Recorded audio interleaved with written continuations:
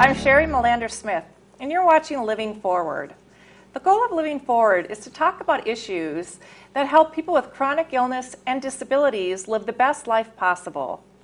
I'm really excited about my show tonight because for the first time since I've been on air, we're going to be talking about what it's like to have a chronic condition.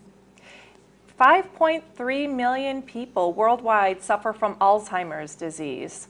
And here with me tonight is Lori LeBay of AlzheimersSpeaks.com, and she's going to talk to us tonight about some of the risk factors, some of the ways to identify Alzheimer's disease, and give us an overview of what it's like to be a family member of somebody who has Alzheimer's. So welcome, Lori.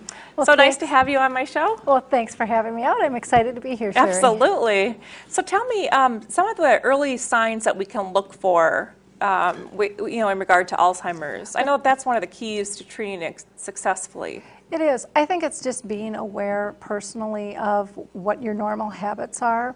For me, as a caregiver with my mom, she started making a lot of lists, started double checking things. She started withdrawing because she didn't want to make a mistake in front of people. And so with Alzheimer's and memory loss as a whole, it's such a pride factor that we have, and we try to hide it. And so look for behaviors that have changed. Okay. And if you go to alz.org, that's the Alzheimer's Association, they actually have a list of 10 warning signs, and they will tell you, they give you examples of what is something that maybe you should get checked on and what's normal aging. Oh, right, because there are some things that are similar, and we don't want people to be frightened of normal aging patterns. And with all the hoopla about Alzheimer's disease, people panic. Now, oh, what if I have Alzheimer's disease? I just turned 51.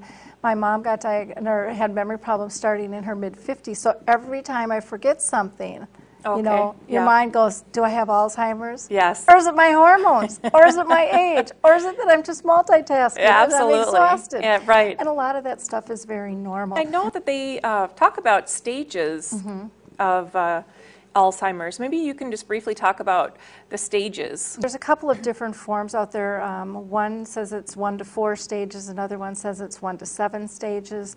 There was another article just released the other day that said there's even more. So for me, I look at the stages as really flowing and flexible. Okay. Because once you meet a person with Alzheimer's, you've met a person with Alzheimer's. Absolutely. Because nobody stays kind of in these formulas. One day they may not know who you are, and the next day they might. And so it really is more about making that connection with the person, and again, realizing what has changed from their social impacts, because it can be from very mild to my mom now is in her end stages, and I'm thrilled to death if she recognizes my voice and her eyes turn towards me. One of the things that you talk about on your website is what's the experience is like for you as a family member. I know you blog about it, and what it's like to help the patient, in this case your mother, live the best life that she can. And what are some of the ways that we can help people with chronic illness live the best life that they can? I know you talk about something called freeze framing, and I was hoping that you could touch on that tonight. Freeze framing is very common, and we do it with everybody, not just the ill and not just the aging, but it's when we take a snapshot of a person and that we kind of idolize them. This is the perfect person. This is the prime of their life. The prime of their life, exactly. And they do everything well, and you love being around them when they're just like this. Absolutely. And when somebody gets ill, we all of a sudden want them back. As we remembered them in their prime. Right? Exactly. Okay. And that may be many years ago, but we don't like to see them kind of fade away because we've put that in our head that that's what's happening. And actually, I guess the way I look at it is that nothing stays the same. After the patient or the person with Alzheimer's goes through all these changes, how do we best support them in their current condition?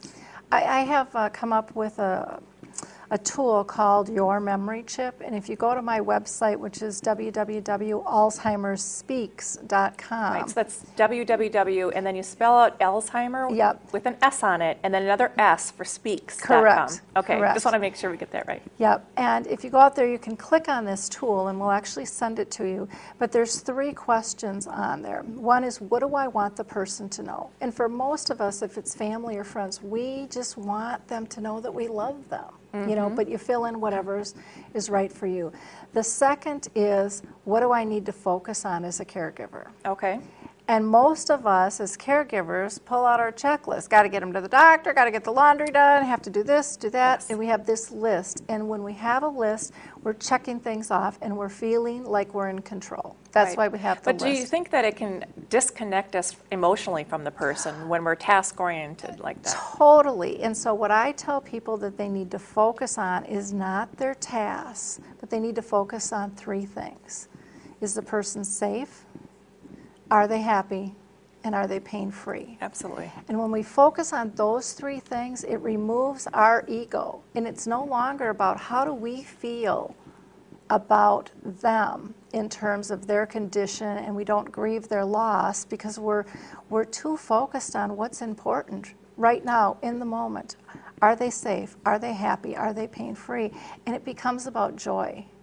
Absolutely, and comes- really living their life to the fullest extent possible with whatever can happen for that day. Like, for instance, with your mother, simply being able to smile again and remember a beautiful song. With the person with Alzheimer's, one of the biggest complaints is, oh my gosh, they've told me that story 45 times, you know? Or why doesn't my mom know who I am? Yes, we can all learn to have patience, right? Yeah. And extend that patience to the ones that we love. Exactly. Absolutely. Exactly. It's about interaction. I believe that 100%. Well, that's about all we have time for tonight, Lori. I appreciate you coming by and sharing with us what it's like for a caregiver with somebody who has Alzheimer's. Well, thanks so much for having me out. I really appreciate having time It's been with a you. pleasure. Great. Absolutely.